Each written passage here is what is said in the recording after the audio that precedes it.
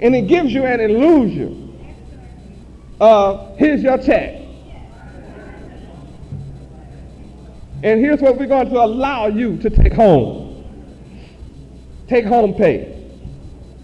And on your way home, you get taxed.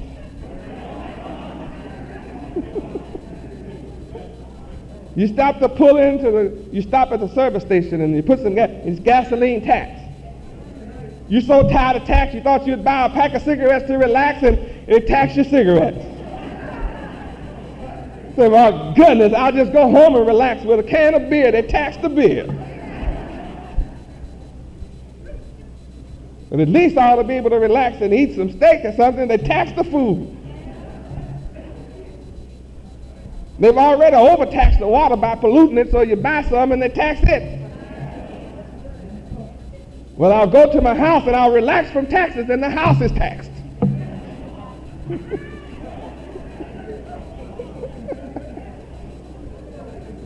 And you get home and your wife tax you. She tax your nerves.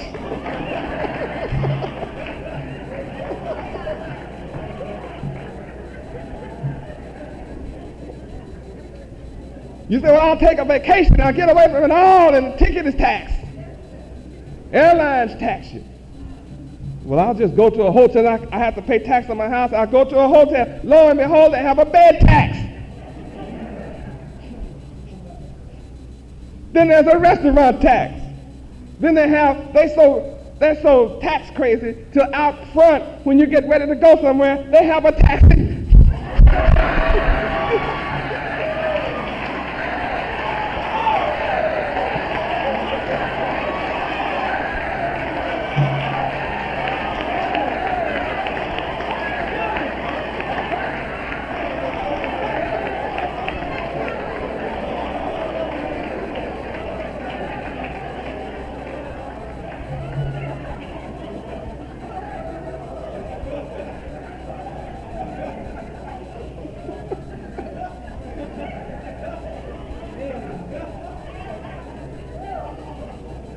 You be so paranoid every time somebody knock on the door. You say, that's a tax man.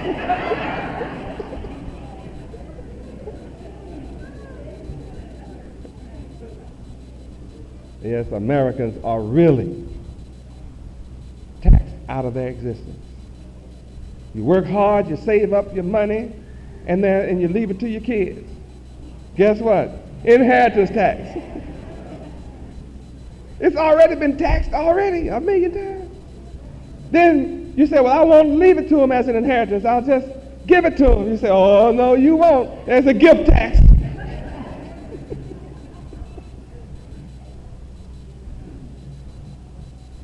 There's no end to it.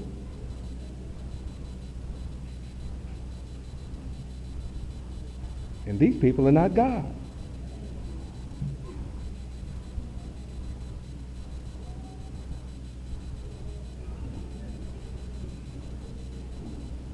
Look how they tax you. When it's all said and done, you're lucky to have 10% left for yourself. That's a fact. They reverse that thing. You know, they take 90% and say, well, they must be giving you a message and telling you that you God, because that's all they give you is 10%. That's what belongs to Yahweh, 10%. So you must be God or something. That's all they let you have is 10%.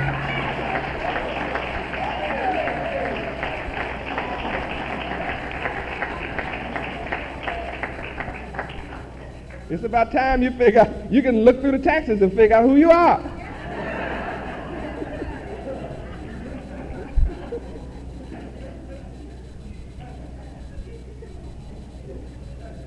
You got to be God's. That's the divine decree. You give 10% to God. That's what they do.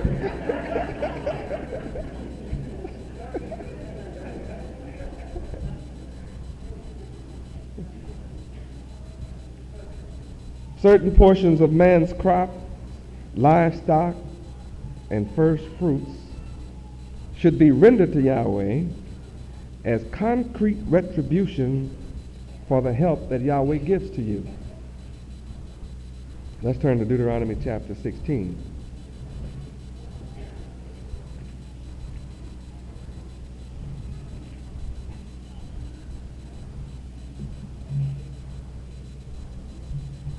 Deuteronomy chapter 16.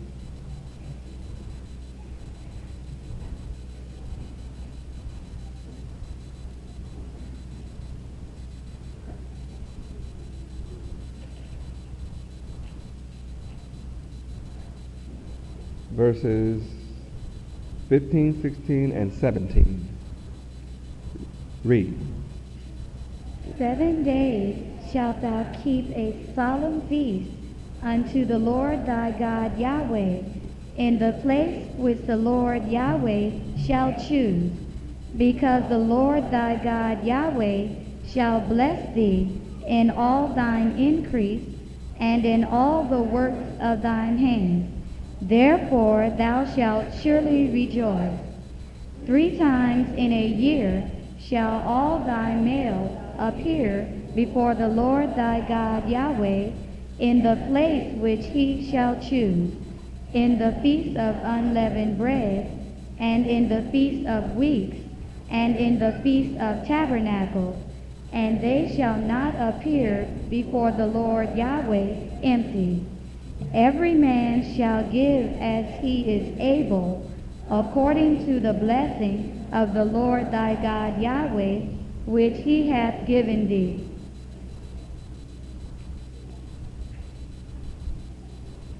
Directions are clear. When you come to the knowledge of Yahweh and that Yahweh is your God, then you obey the will of your God.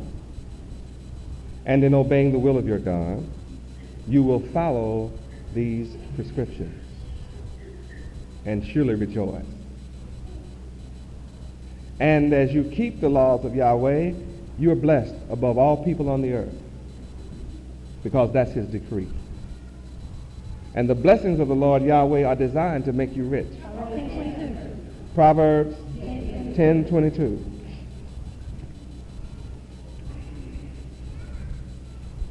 Proverbs chapter 10.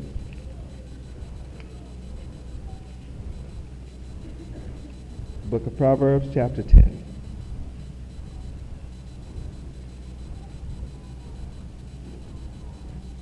Verse 22. Read. The blessing of the Lord Yahweh, it maketh rich, and he addeth no sorrow with it. This is the way of Yahweh. To make you rich is his desire. And we who have submitted to the will of Yahweh, that's exactly what he's doing. He's making us rich without apology and no sorrow with it. He puts a difficulty in our face, and then Yahweh moves the difficulty. Yahweh puts a problem in our face, and it seems very difficult. Then he solves the problem. Yahweh makes our way difficult, and then Yahweh eases the difficulty. Yahweh puts an obstacle in front of us, and it seems like surely this is the end. And then Yahweh makes a way out of no way.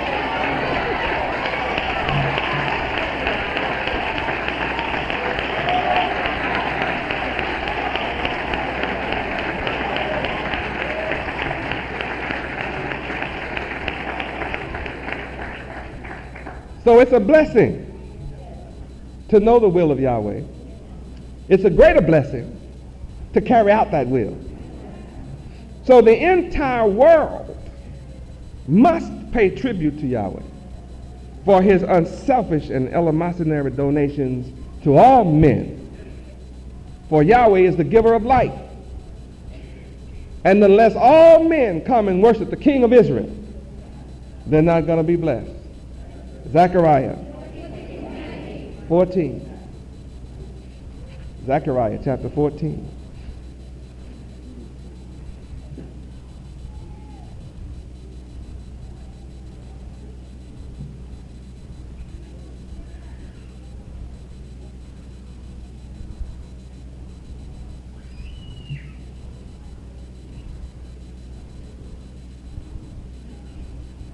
And if you don't come and worship the King of Israel, you'll starve to death and die from much sickness. Starting at verse 16 and 17 and 18, read.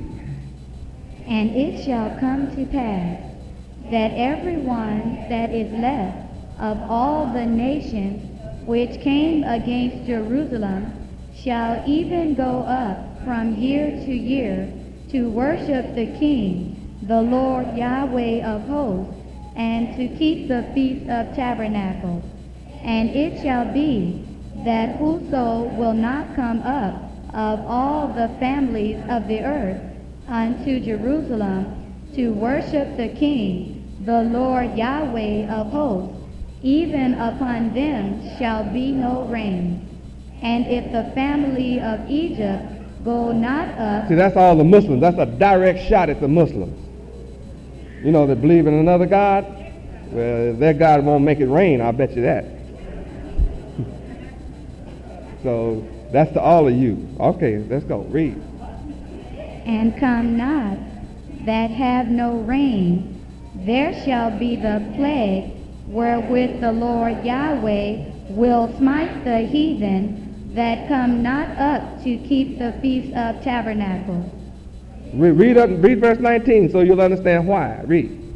This shall be the punishment of Egypt and the punishment of all nations that come not up to keep the Feast of Tabernacles. So I don't care whether you're a Hindu or Buddhist, a Muslim or Christian or whatever you say you are, you're going to have to bow to the King of Israel. You're going to have to bow to Yahweh of hosts. That's it.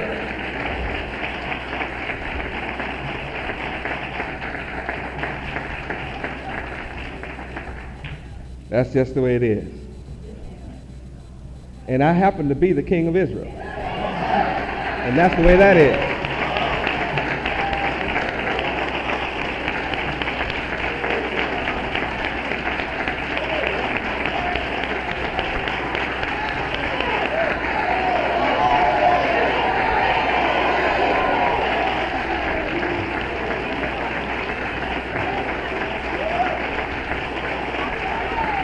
Praise Yahweh. Some real slick reporters they came and they interviewed me and they wanted to know, well, you're going back to Israel? I said, not anytime soon. Well, you know, they're fighting over there. They may not want you to come in. I'm not worried about that.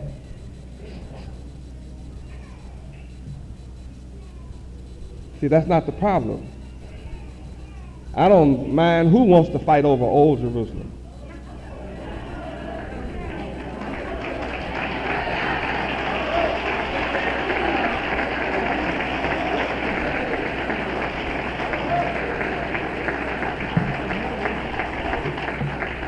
I'm not concerned who wants to die over Old Jerusalem. I'm not about that. I'm not about Old Jerusalem. See, let me tell you the one that I'm establishing. It's called New Jerusalem.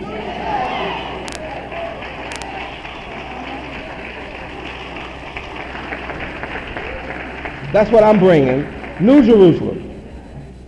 And guess where New Jerusalem is? In the Middle East? No. It won't be new unless I go to the Middle East. New Jerusalem is wherever I choose to place my name. And I choose to place my name in America.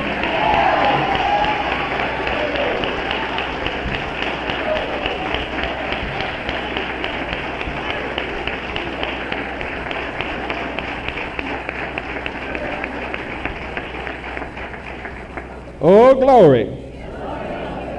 I'll just clean up the farm here. I don't worry about the desert. I've been through the desert 40 years one time. That was enough for me. In the days of Moses. You don't want to see a desert. Desert is rough, boy. Have y'all just seen a picture of a desert? That's desolate. You think God is dumb enough to go set up camp on a desert? I wouldn't want to hang out with no guy that say, I just hang on the desert. Not me, not no desert God. No. I'd rather come to rulership in New Jerusalem where there's already pavements and highways and just need some redoing.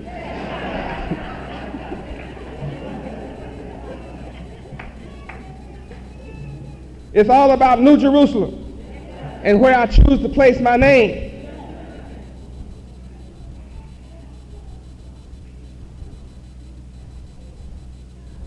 I said the entire world must pay tribute to Yahweh. Did I just prove my case? That's what Feast of Tabernacles, and it lists Feast of Tabernacles. Isn't that beautiful?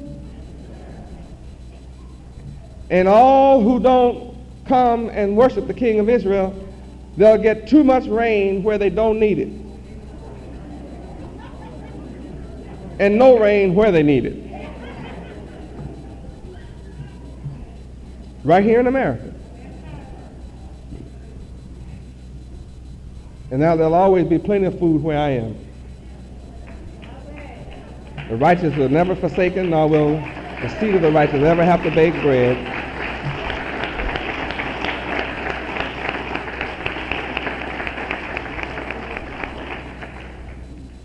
Yahweh is the eleemosynary God. He's the good God. He's the giving God. That's what I am.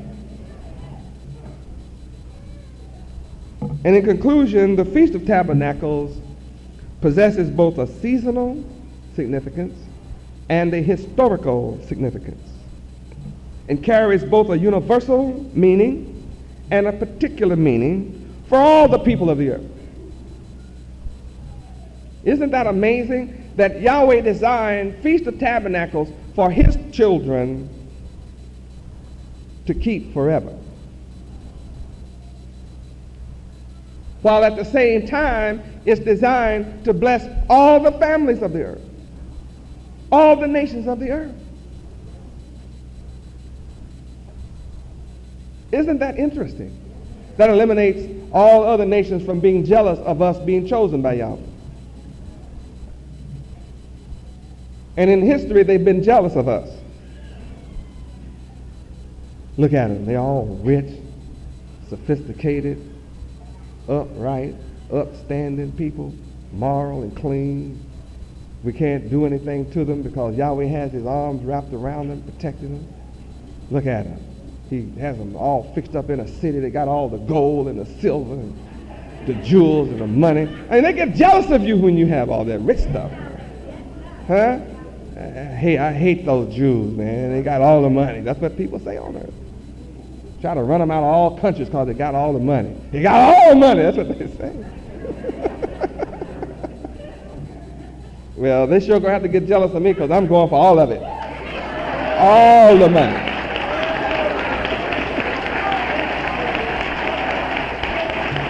Every dime of it.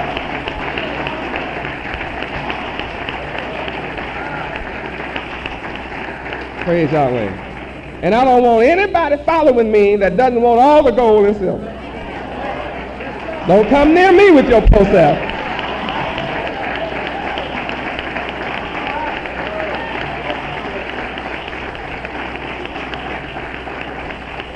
Praise Yahweh. I don't want a poor-minded person around me. The poor can't go to heaven.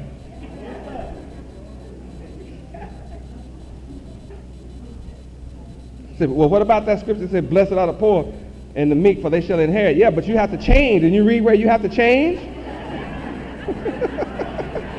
Yeah, you shall inherit, but not because you stay poor.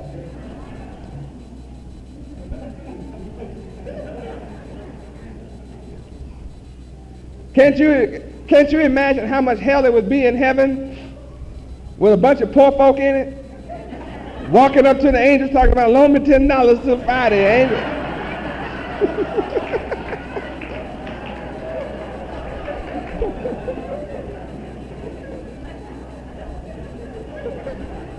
No, don't come up to me trying to borrow nothing.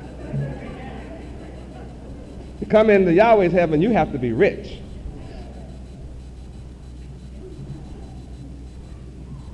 Well, Gosh, Yahweh been Yahweh? I've never been rich in my life. That's why I'm coming to you, to help you to be rich. That's what I'm here for, to make you rich. I didn't come to take anything from you, and I never have. I only come to give you an abundance of life, an abundance of wealth. That's all I've done. That's all I'm doing. You give me your pennies, and I give it back to you in dollars. The world is a witness. It's a miracle how I am building what I am with your pennies. It's a miracle. And then here are all the parasites all around trying to take from us.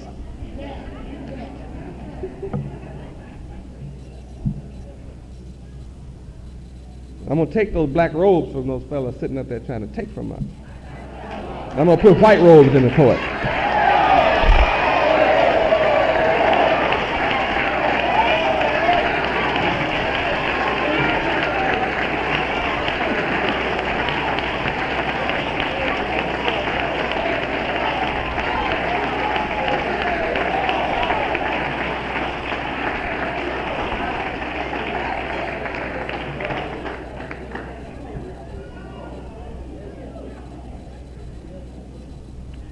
How many are ready for heaven on earth? Tired of wars and hell and hunger. And that's what I'm here to bring. Peace on earth forever. Can't have peace and be broke.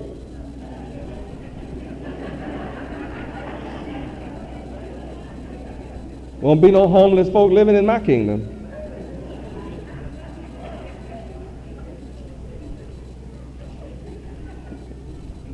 I'll have all of them out. They'll be picking peanuts or something. You will not eat in the kingdom of heaven and don't work.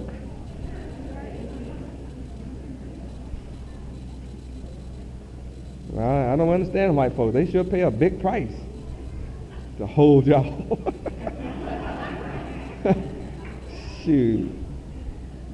I'd have the most beautiful country on the planet with all these homeless folks. Somebody need to learn who Bush is, or go meet his son Jeb or somebody, and tell him there's a little man down here in Miami that has a problem, has a solution to the homeless and the drugs and all. I'm very serious. Somebody needs to let him know that there's someone that can solve his troubles. He doesn't have to have restless nights and flying all over the earth trying to find peace and stuff and talking to Gorbachev and can't speak Russian. I mean, you don't have to go through all that.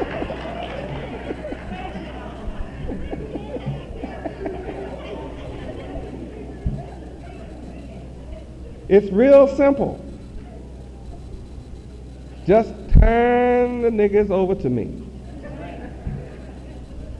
And I'll do for all the rest of them what I'm doing right here. Won't that solve America's problem? When I watch TV, all I see is drugs in black neighborhoods. That's all I see on TV. Huh? Black folk are a problem. Have everybody scared to come out the house and walk downtown. You might get mugged. A nigga will mug you, boy. It's dangerous walking around. They come in your house, they come in your neighborhood. You go home, and nigga might be in your house.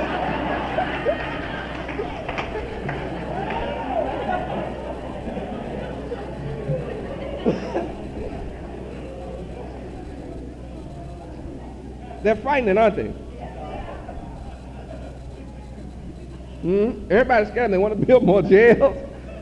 They want to put them in concentration camps. They want to put them in boot camp. They do everything they can to eliminate niggas, and niggas keep on coming.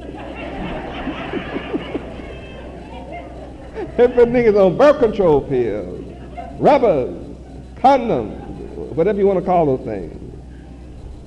All kinds of birth control, tubal ligation, vasectomy. They even gave you AIDS. And they still keep coming.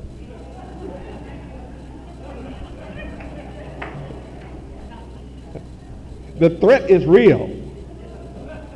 You know, it should be frightening the bush every time. No wonder he lands in a helicopter. There's niggas all around the White House. You didn't know that? See, y'all need to travel. Some of y'all don't ever travel. You need to go to Washington, D.C. Washington, D.C. is a nigger town.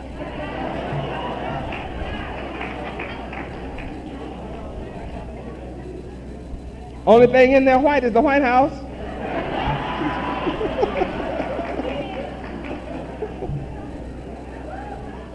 Talking about the capital of the United States. Capital of Washington is the capital. It is the capital of murder. I can straighten Washington, D.C. out just like that. Be the marvel of the world. It shows you what's coming. Isn't that beautiful to know that I can take the world's worst people, as smart as white people are, they can't figure out how to straighten niggas out.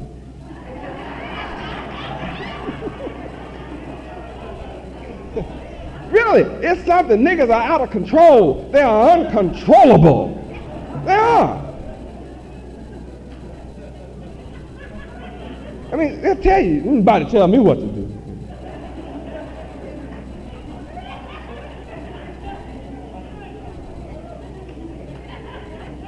Only man I found they'll listen to is Yahweh. Now they'll stop and listen to Yahweh. It's because Yahweh is God. He's the black man's God. He's your God. It's not important right now that he's the God of everybody. It's the point is he's your God. Yahweh really is your God. And the God of Israel is the only God. That's what you have to know.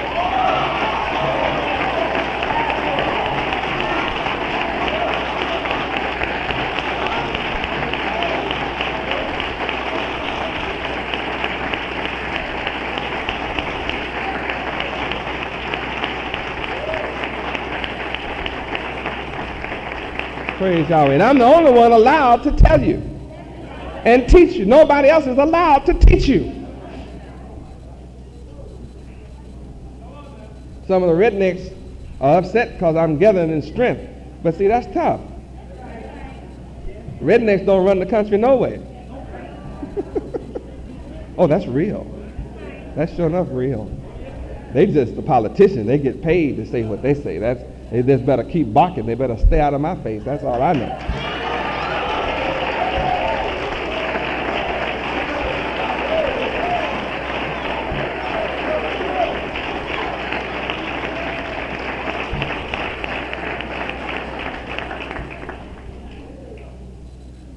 They paid to talk. But America is designed for my coming. I wouldn't come to any other country but America. Can you imagine me coming to Tiananmen Square?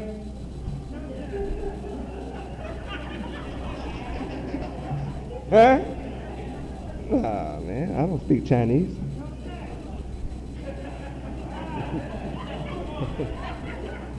I'm not going over there putting up no Statue of Liberty. Not in China, I'm not. It's already here. All you have to do is take advantage of the opportunity. The opportunity for you to be righteous is wide open here.